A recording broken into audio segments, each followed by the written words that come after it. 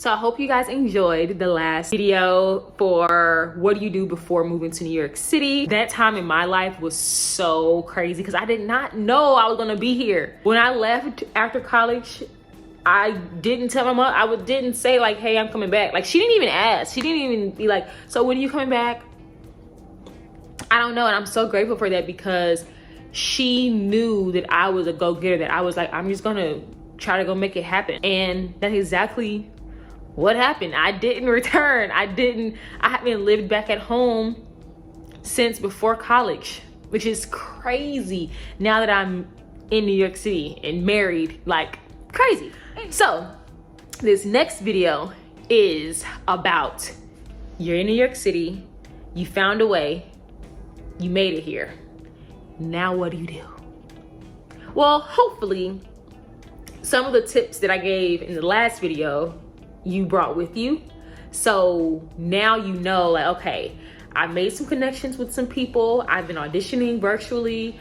I even may have a message thread, email thread with a casting director, which is great. So you have some type of in the industry. Maybe you're in college. Maybe you're a professional. Maybe you're 30 and you're like, yo, I'm gonna take a chance and I'm gonna move to New York City and I'm gonna figure it out. Maybe you have a job that got you here, so now you can explore and see what options you have. Maybe you booked something here in New York City from a virtual audition and now you're here. And that contract may only be for a month and you wanna stay here. Maybe you got a intensive scholarship and you're gonna be here over the summer.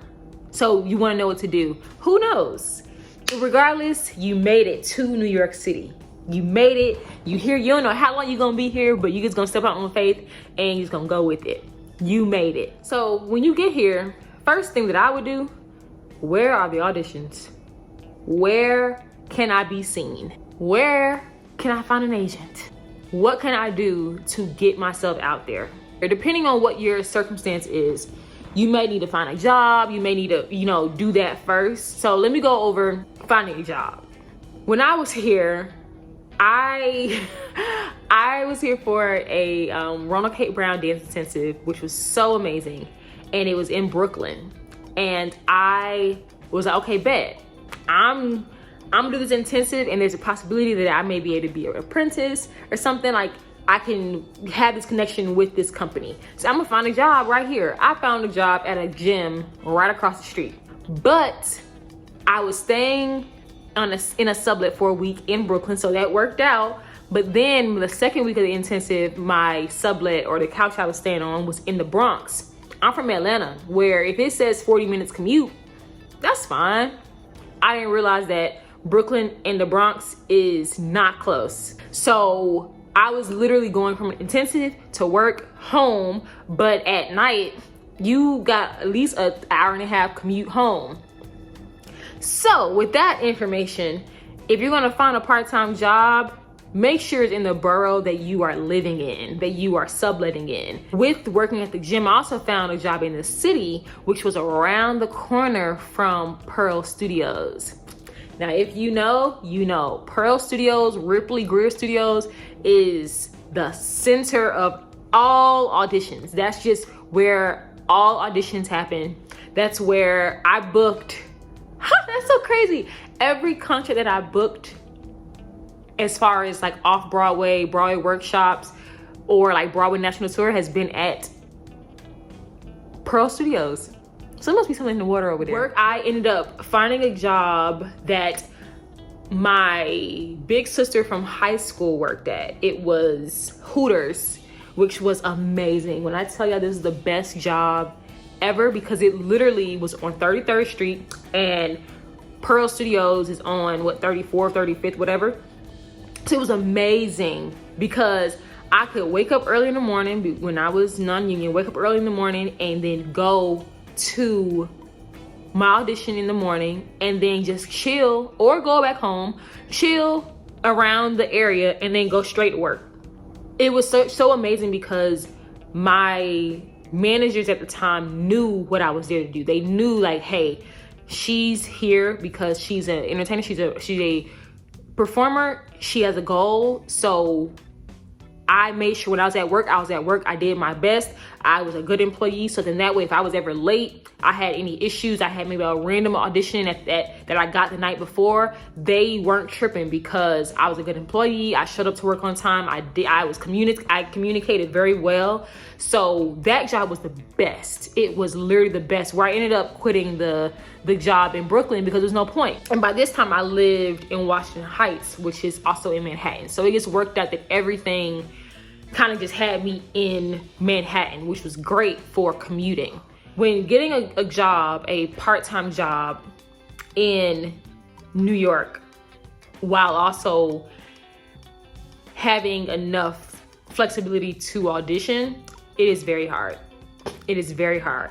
So I just gave you my story about how I started out. That was a huge blessing for me because, like I said, it was right around the corner, but that's not everyone's reality. I would say for anyone just moving to New York City and you're finding jobs, you're trying to find, how to make some money while living here, do not get consumed by your side hustle gigs. If your goal is to be here and be a professional artist, you will get distracted from what your goals are if you just think about, oh, I'm gonna just pick up every shift. I need to make this money, make this money, make this money. Now, everyone's situation is different. Everyone's situation is very different. I can't tell you how you need to manage your money, how you need to do certain things, but I believe, and this is just off of my experience, I believe that I was able to become a professional artist and performer in New York City, I guess, rather quickly, because I gave myself a limit about how much I would work as long as I had my rent and my bills paid. So when I worked at Hooters, I only worked on the weekends because I knew that all auditions was during the week. There weren't any during the weekends. And luckily, I had to be at work at like 4:30 at Hooters.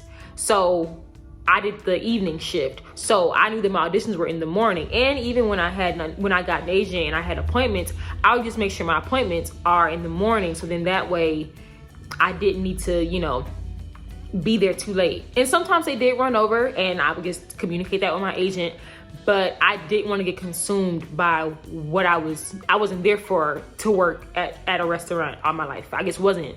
So I think that helped me because even while, say I didn't have any audition during the week, if I had a little extra change, I was able to spend that on dance classes or on vocal lessons or just practicing my auditions.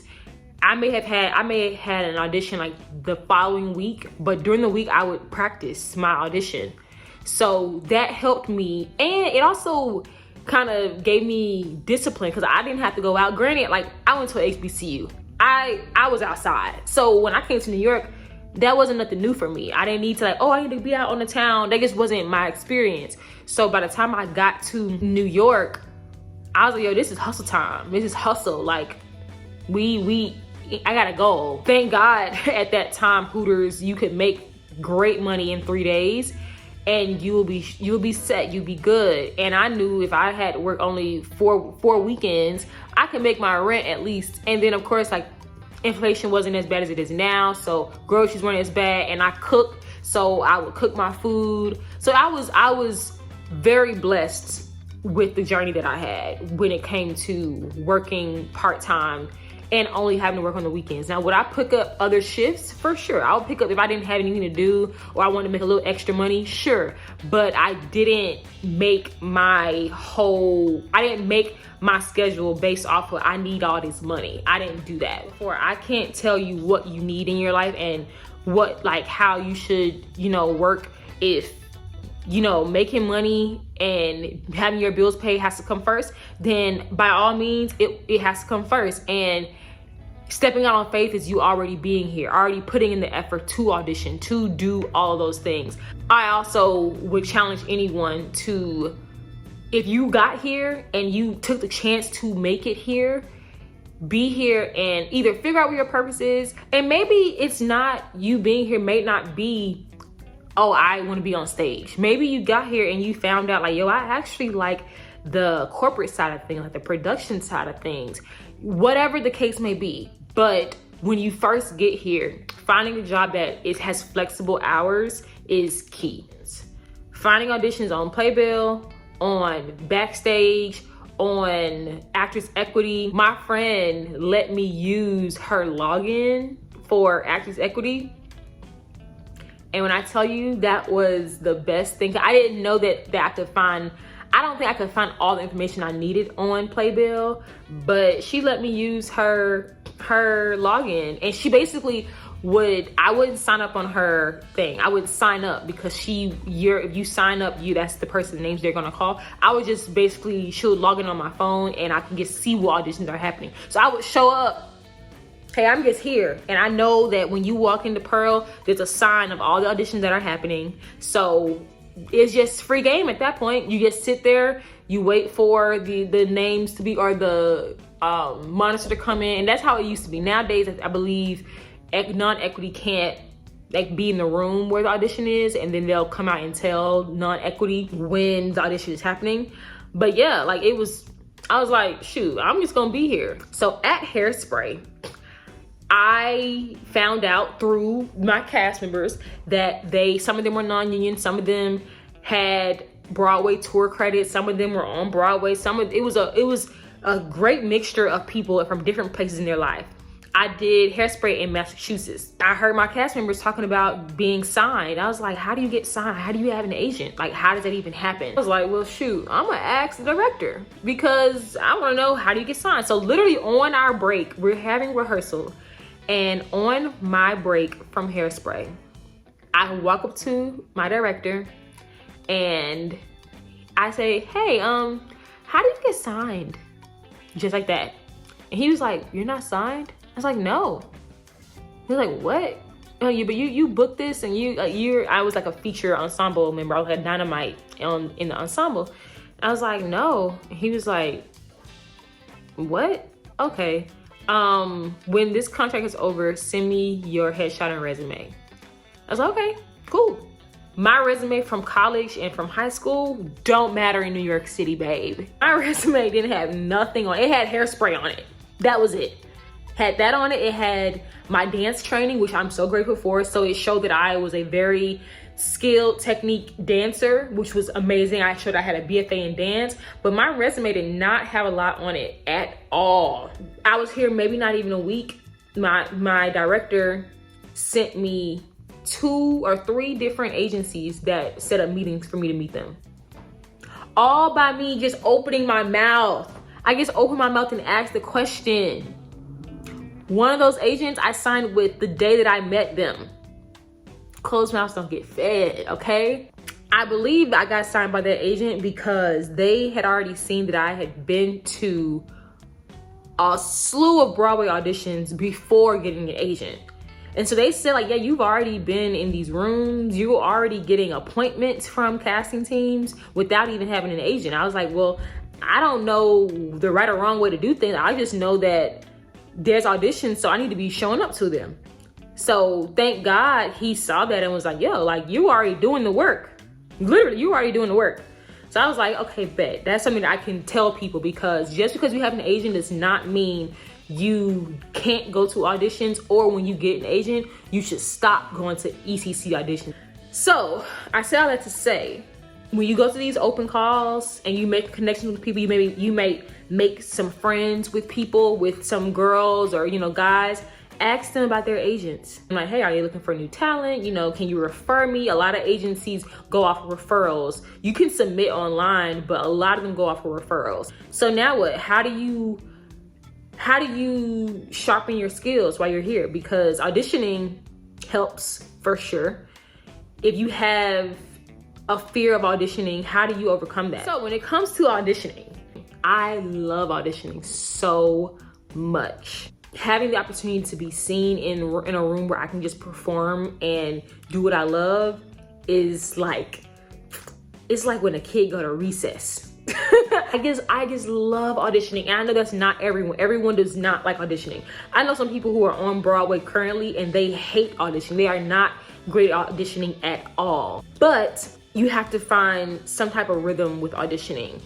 I say treat it like a class. You have nothing to prove, only to share, but make sure you are learning something along the way.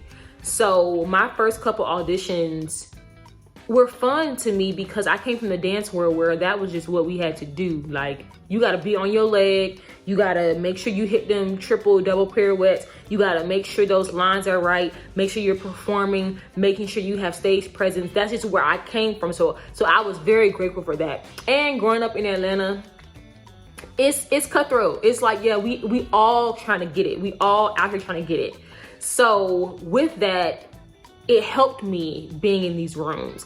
And a lot of the times I was one of the only Black girls in the room.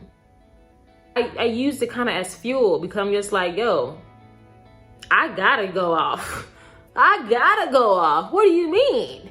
What do you mean? Because the ratio on Broadway with the amount of white people and other people compared to Black people is not equal. It's not, you know, like a fair amount of people. Now, is it a lot of people? A lot of, like, the Black Broadway community is big. It's not like only 2 people. But I was looking at the amount, back then, the amount of shows that do not have a lot of people that look like me. There was a lot of that. So I'm like, yo, I gotta make sure I pull up. Because also, what's meant for you is gonna be for you, period. So auditioning, I had to learn that it wasn't, sometimes it don't have anything to do with your talent. Sometimes it's just what they're looking for, the type that they need, and what they may see you as. So when it comes to auditions, you have to find your groove, find out where you want to stay, where you want to stand in the room. How do you want to interact with people? Do you want to be in the back? Do you want to be in the front? I'm a person who I need to be in the front so I can be right there with the choreographer, because if not, I may get distracted by what's going on in the room. That's just me. And then eventually, once I know the combination, then I can move around. But just, that's what I learned in the room, and that took time to learn. So auditioning is just a part of the job. You got your part-time job, your side hustle, you got your, when you book the gig, when you book the job, you got that job, and then you got the job of auditioning. That's just what it is. You're auditioning and you are getting callbacks and you're getting work sessions, and then you're making it to final callbacks. How do you prepare for your auditions? What you do is find a vocal coach, someone who you can send the sheet music that they give you at the audition. You send it to them and they can help you rehearse the music. You may even find a dance class that you know will, you know, keep you up with your technique or keep you in a space where you can grow in your artistry with dancing. For my dancers who are not singers, you have to get into vocal classes. You have to, you have to, you have to, you have to. Even if you are a dancer who also can sing, you have to. This is the land of triple, quadruple threats, okay?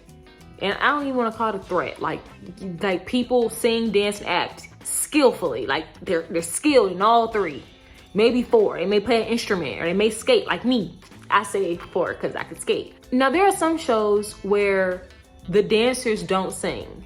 They might not even be mic'd, which is great. But if you want to do musical theater, you have to learn to sing. You gotta learn to hold a note, at least at the minimum. So when you're going into these auditions and you making it to the callback and they ask you to sing, what are you gonna sing? Do you have your book?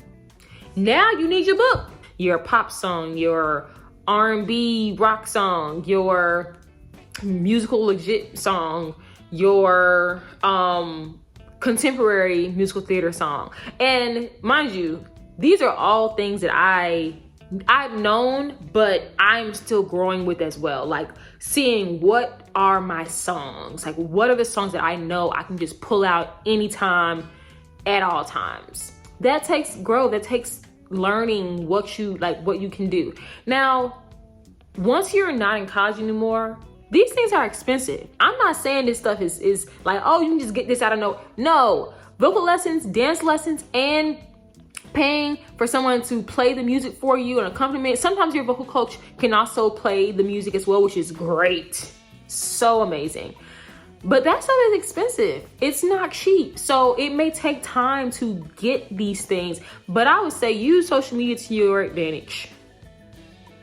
Like, there are a lot of people giving vocal lessons online, on like a TikTok, people giving different songs to sing on TikTok, on YouTube. Like, use your resources, because back in the day, people didn't have these resources. You had to just get it how you live and just hope to God that you find these things. Because also, you are auditioning with people who have degrees, undergrads and masters in musical theater. So they have had the training and the skills to develop over time while they're in the same audition with you.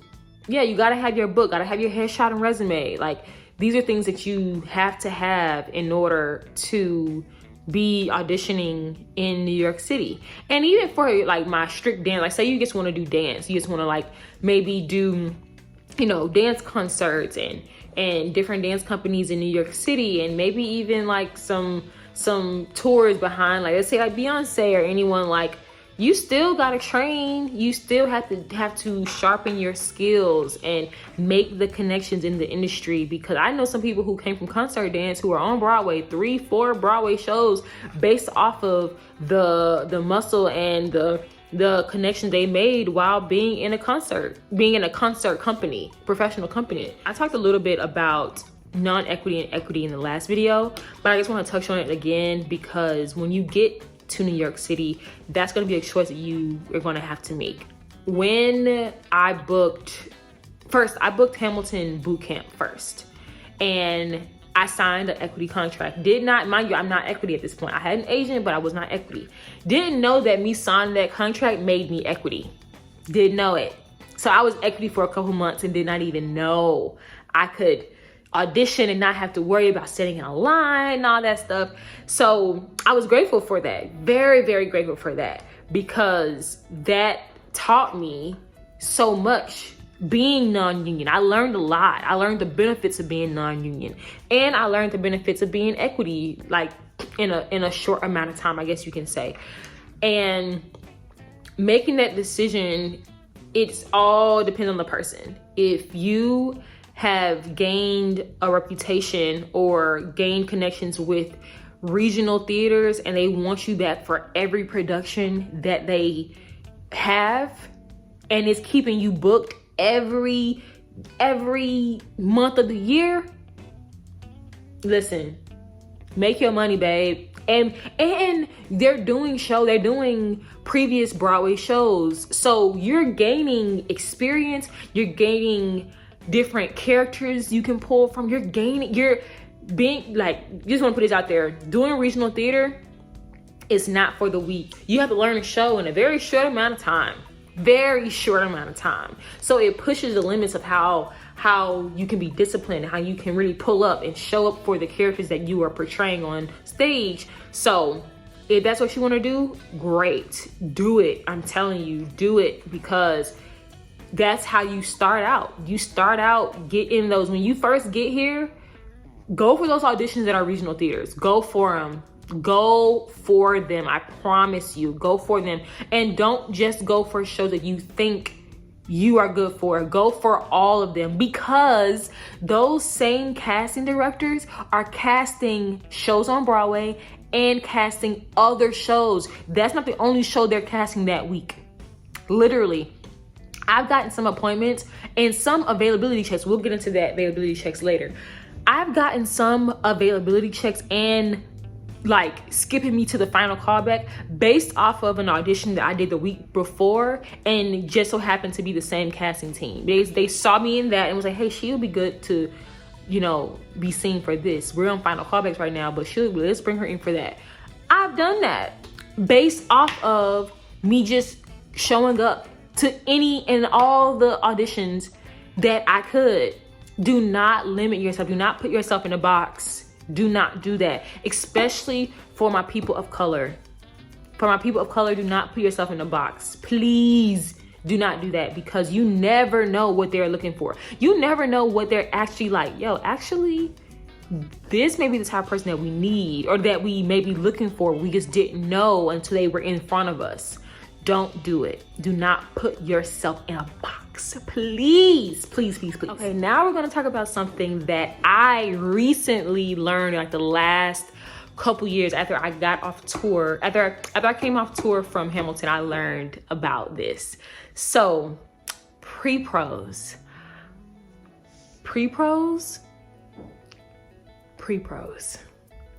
In the dance world, and like the dance commercial world, this would be called a skeleton crew. So, pre-pros are so clutch. You are a part of the ground foundation of the development of the idea of the artistry when it comes to a show, a project, anything. And I didn't know how valuable pre-pros were until I got into one. Pre-pros are normally not audition based. They normally like who you know, that's just who gets into a pre-pro. They're not blasted all over social media. You normally don't really know when somebody's doing a pre-pro, but they are so clutch. And you want to know how to get into pre-pros? Go into dance class. If there are some dance classes that you want to take, and you're taking this choreographer's dance class and you create a relationship with them, connection with them, and they're looking for dancers to work, to like just play in the studio, do it. If you're available, go. Submit yourself, like volunteer. That's how these connections are made. I promise you, that's how they are made. I know of some shows that started from pre-pros, like the ensemble was built from the pre-pro workshops that were not equity, not non-union, like just pre-pro, where they got their people in a room and they choreographed and they helped brainstorm. And those same people from those pre-pros were in the Broadway production. It goes pre-pro, it goes workshop, it may go another workshop, it may go off-Broadway, it may go Broadway. It may go pre-pro, workshop, Broadway. It may go pre-pro, workshop, out of town, workshop, off-Broadway, Broadway. You never know. But the point is, making those connections during the ground stages is the best. It is literally the best, especially when you're new to New York City. These are the founding like people that creates your village of people when you're here in New York City. Pre-pros, literally having these choreographers work with you, and they know what you can do and what you bring to a show, what you bring to a process. And not everyone's gonna bring the same thing, but just having that experience is always great for your career. I promise you, it is the best thing for your career, because now you have people you have this circle of people who after the pre-pro, they may be working on 5 different things. And now you may be in their head for 5 different things, 5 different shows. You never know. And some of these people may be maybe on casting teams. They may be associate choreographers on shows, dance assistants on shows. They may be working on another show. Like choreographers, creative teams are always working on multiple things at once. It's very rare that they're only focused on one show at a time. They're always working on other things. Casting teams, they cast so many shows at once. So being seen in the best way, in a productive professional way, is so great for your longevity of your career. So like how I talked about the research that you need to do before you get to New York City, that can't stop once you get here. You still have to do the work and the research and the connecting while you're auditioning, while you're in these rooms, while you're just taking class. You still have to do these things, because that's how connections are made. One form of research could be actually attending Broadway shows, attending dance concert shows, attending shows at the Met Opera, attending off-Broadway shows, plays. Do research by being audience members to the work. This is always great because you can see what is being put out there in the world. Broadway is different than it was 10 years ago. Concert dance is different than it was 17 years ago. Things are different. So you have to stay up to beat with all of the things that are happening in today's industry and use it as some form of inspiration. You know, like, see what you do want to do, see what you don't want to do. Seeing shows and seeing art, experiencing art can also help you with your creativity as well. You may want to write shows one day. You may want to, you know, do these different things. Get in the audience. I know it's expensive out here. It is very expensive out here. It is. I'm the first one to tell you it is expensive. But if you get the opportunity and you have a little extra change to, you know, put some money aside to go to a show, go to these shows. Now, if you don't know, Broadway don't have to be expensive. It's when you're trying to go to multiple in the week or whatever. There's rush tickets, there's student discount tickets. If you just graduated college and your ID still says 2025 or it don't even say a year, okay, I'm not gonna tell you what to do, but you're a student. Use it. I'm telling you, use the discounts, use all of the half offs, whatever. Use the rush tickets. Go to the box office. If you're in Manhattan, if you're in Times Square, go to the box office and see if there's some rush tickets available. The lottery has tickets. They have like a digital lottery. You should not be, if you're living here in New York City, don't be spending full price for a ticket, because we're in the industry. We have to see so much. We have to see so many shows. So use those to your advantage. I like to do my research. This is how I do it. If I have an audition for a show that's coming up and the show is already on Broadway, I go find a bootleg. I'm sorry. I'm gonna go find a bootleg. If I can't afford to go see the show, I'm gonna go see the show. I've done that before too. I had an audition for a show and I literally went to the theater, the box office, and I was like, let me watch the show. And I did. I was so grateful to do that because it gave me an eye-opening experience to what the show needed and what I needed to bring to the audition. So when I was in my audition, I wasn't performing for the four walls in the audition room. I was performing like I was on the stage that I just saw. But yeah, you do the research while you're here and while you are auditioning and while you're trying to get booked. And also, booking Broadway isn't the only, like, you made it thing. Like, granted, that's like the goal. That's the goal for me. Like, that's the goal for a lot of us. You know, booking Off-Broadway, booking TV film, you know, booking workshops and different Broadway workshops and different things. But there are a lot of small wins that you can gain from doing the research and being in these rooms and making these connections. So, that is the end of that segment of Now You're Here, What Do You Do? If you have any questions and you want me to answer any things in detail, I can make another video for that. Just let me know. Next will be, you booked it, now what? I hope you guys enjoyed this. Please like and subscribe and watch any previous videos. Watch the last video if you haven't seen it yet. All right, see y'all next time. Bye.